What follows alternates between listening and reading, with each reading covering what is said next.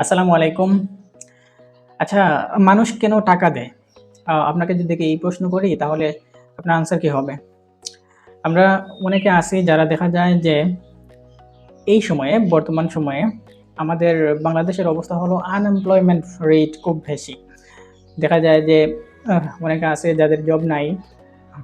চাকরিহীন অবস্থায় আমরা বিভিন্ন জায়গায় ঘোরাঘুরি করি শুধুমাত্র কিছু আর্নিং এর জন্য, দিন শেষে টাকা পাওয়ার জন্য।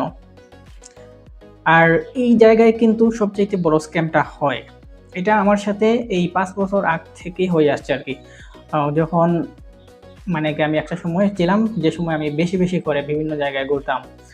বিশেষ করে অনলাইনে। যে কিভাবে কিছু না কিছু আর্ন করা যায়, কিভাবে কিছু না কিছু টাকা পাওয়া যায়।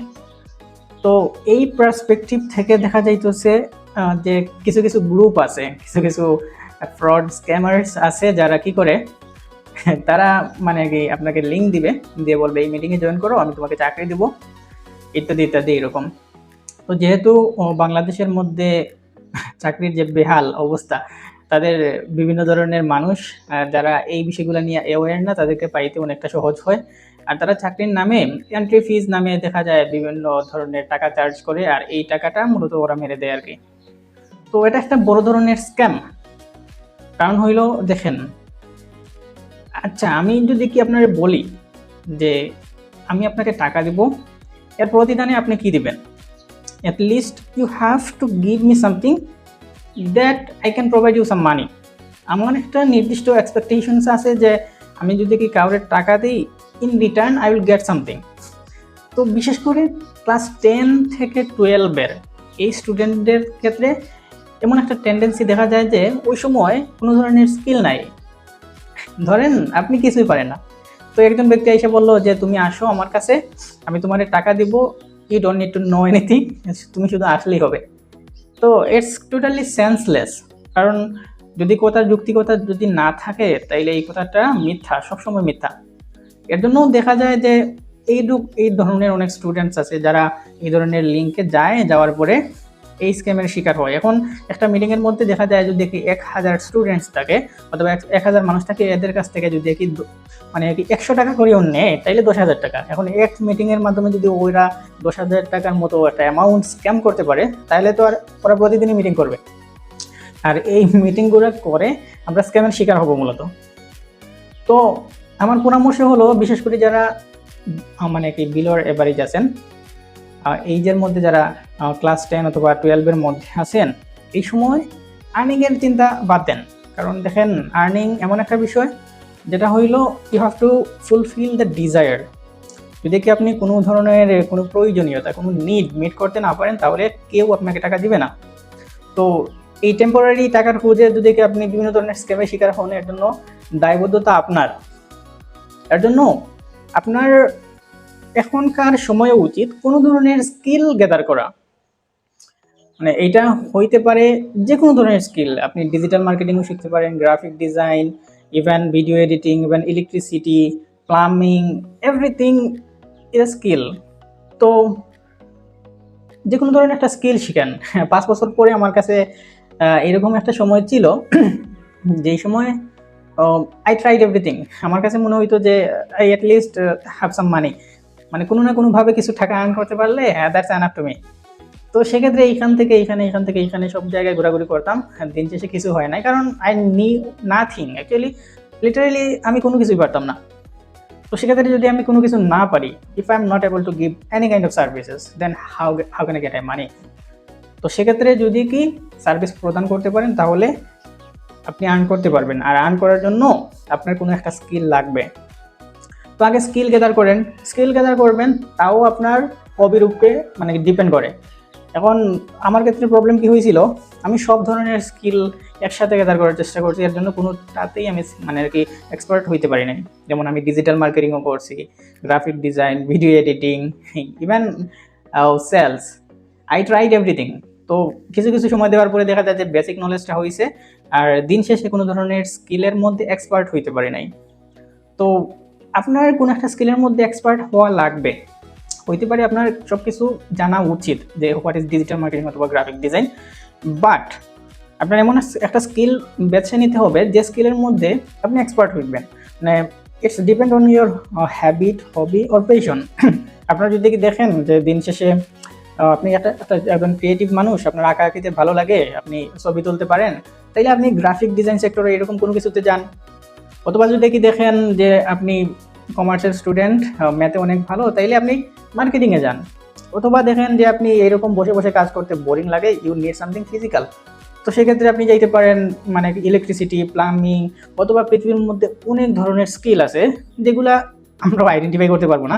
আর আমিও ইটস কাইন্ড ন্যারো মাইন্ডসেট। দেখেন আমি এই 2-4টা স্কিলের বাইরেও চিন্তা করতে পারতেছি না। আমাদের এডুকেশন সিস্টেম এরকমই, we know nothing, we have gotten everything from the blessing of internet, otherwise we knew nothing, okay? তো সেক্ষেত্রে বিভিন্ন ধরনের স্কিল এক্সপ্লোর করেন, দেখেন যে আপনার জন্য কোনটা ভালো হবে। তো অ্যাটলিস্ট যখন আপনি কোনো একটা স্কিল পারবেন, এখন যদি আপনি ধরেন ইলেকট্রিসিটির কাজ পারেন, তো সেক্ষেত্রে আপনি একজন মানুষের বাসায় গিয়ে বলতেছেন, ভাই আপনার যদি এই ইলেকট্রিসিটির প্রবলেম থাকে, এই প্রবলেমটার সলিউশন আমি দিতে পারবো, I can do it, so in benefit you can give me some money.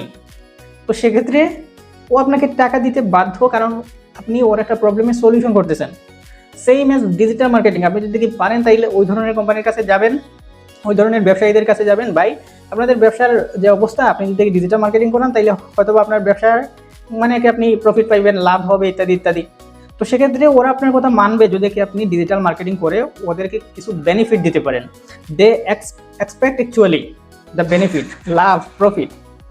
তো সেক্ষেত্রে এইরকমভাবে নিজেকে ক্যাপেবল করে তোলার আগ পর্যন্ত এই ধরনের লিঙ্ক, এই ধরনের স্ক্যামিংয়ের অন্তর্ভুক্ত হইয়েন না। আমি বিশেষ করে ক্লাস 10 এবং 12-এর স্টুডেন্টদের বলবো, আপনাদের কাছে অনেক সময় আছে, এখন টাকা ইনকাম করার কোনো প্রয়োজন নাই। আপনি ভালো করে 1 বছর 2 বছর সময় নিয়ে ভালো করে একটা স্কিল গ্যাদার করেন।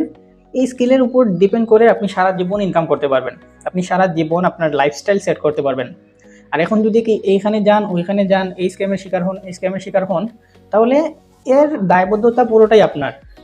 আমি আমার নিজের কথা বলি, আমিও এরকম স্ক্যামের শিকার হয়েছি, এর জন্য আমার কোনো কিছুতেই এক্সপার্ট হইতে পারি নাই, সব কিছুই পারি, কিন্তু it's just basic, not like someone can give me money that I have known everything except English. আমি ইংলিশটা অ্যাটলিস্ট পারি, কারণ আই এম কনফিডেন্ট দ্যাট আমি ইংলিশে অনেক সময় দিচ্ছি, সময় দেওয়ার পরে I am pretty confident I can speak in English and I understand English as well. তো সেক্ষেত্রে ইংলিশের ক্ষেত্রে ভিন্ন, যে আমার অ্যাটলিস্ট ইংলিশ জানা আছে, ইংলিশের উপর ডিপেন্ড করে আমি আমার ক্যারিয়ারটা বিল্ড আপ করতে পারি। তো I can ask money to anyone that I know English. If you know English, I can make you understand, and as benefit you just need to give me money. That's it. তো সেক্ষেত্রে এরকম যে কোনো ধরনের skill adapt করেন। আর English ওইটা compulsory, ওইটা সবারই শেখা উচিত। এখন বলতে পারেন কেন, এটা হয়তো বা সবাই মানে রিয়ালাইজ করছেন, এখন এই পৃথিবীটা এখন গ্লোবাল ভিলেজ, মানে আপনি একটা গ্রামের মধ্যে বাস করতেছেন, যে গ্রামের মধ্যে 100 জন মানুষ থাকে, আর 100 জন মানুষের 100টা ল্যাঙ্গুয়েজ। তো এরকম তো সম্ভব না যে আপনি প্রত্যেকটা ল্যাঙ্গুয়েজ শিখতে পারবেন। তো সেক্ষেত্রে আপনার এমন একটা ল্যাঙ্গুয়েজ শিখতে হবে যে ল্যাঙ্গুয়েজের মাধ্যমে আপনি ম্যাক্সিমাম অ্যামাউন্ট অফ মানুষের সাথে কমিউনিকেট করতে পারেন, আপনি ওদের সাথে যোগাযোগ, ওদের সাথে কথা বলতে পারেন, ওদেরকে বুঝতে পারেন। এর জন্য আপনার ইংরেজি শেখা উচিত, কারণ ইংরেজির মাধ্যমে আপনি সবার সাথে কথা বলতে পারবেন। কোনো কিছু শেখার জন্য, ভালো কোনো রিসোর্স পাওয়ার জন্য, বললাম না এখন তো ইন্টারনেট, এখন global village, you are not in the barrier of in your country or in your local area. আপনি দেশের বাইরে থেকেও নলেজ গেইন করতে পারবেন, দেশের বাইরের মানুষের সাথেও ডিল করতে পারবেন ইফ ইউ নো ইংলিশ। তো সেক্ষেত্রে ইংলিশটা অ্যাকচুয়ালি কম্পালসারি। আপনি যতটুকু পারেন ধীরে ধীরে ইংলিশটা ডেভেলপ করার চেষ্টা করেন। It's a pure skill, you have to know, but along with you have to know also some other skills. Others means একটা কোর স্কিল থাকা প্রয়োজন, যেটার দ্বারা আপনি বলতে পারেন যে আমি এই কাজটা পারি কনফিডেন্টলি, বুকে হাত দিয়ে যদি বলতে পারেন হ্যাঁ আই ক্যান ডু ইট। এরকম কোনো একটা স্কিল শেখেন, আর পাশাপাশি ইংলিশটা শেখেন। তো দেখবেন যে 1 বছর পরে 2 বছর পরে আপনি যে কারো কাছে যাবেন, গিয়ে বলবেন ভাই আমি এই স্কিলটা পারি, আমাকে টাকা দাও, ও টাকা দিতে বাধ্য, কারণ ওর প্রবলেমের সলিউশন আপনি দিতেছেন। তো এইরকম আমার পরামর্শ হলো যে কোনো ধরনের একটা স্কিল শিখেন, আর যে ডিস্ট্রাকশনগুলো আছে, এই ধরনের স্ক্যামিং অথবা কোনো কিছু না পেরে কোনো কিছু মানে একে আশা করা, আপনি কোনো কিছু দিতে পারবেন না। ইন বেনিফিট আপনি চাইতেছেন যে কিছু টাকা আর্ন করবেন, it's not possible, practically it's not possible. তো এর জন্য যে কোনো ধরনের স্কিল গ্যাদার করেন, it would be very good and beneficial for your future. Thank you.